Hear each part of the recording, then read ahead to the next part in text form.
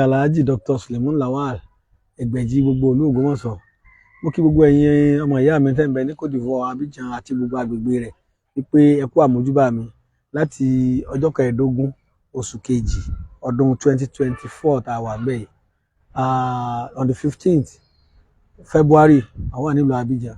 Ẹ̀yin yẹn wá tẹ́ ń gbọ́ mi tẹ́ ń rí mi wọ́n fún wọn lẹ́gbàá ìjẹ́gbà òní yìí pẹ̀lú ògo Ọlọ́run Olódùmarè kò ní kó àtúnrí wa èmi àti yín àfojú kanra wa ní kòrókòrò.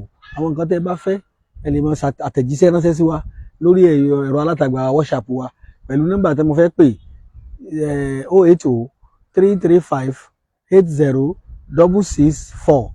ẹ̀yin ìwà tó gbọ́ lẹ́ẹ̀kan sí 080-335-80664. ẹ ti mọ̀ wá òdú ni wá kì í sáì mọ̀ fólóko. Gbogbo ohun tá a bá gbé dání lolúwa máa bá wa gbé, ohun tá a bá fẹ́ Olúwa ò ní bá wa fẹ́.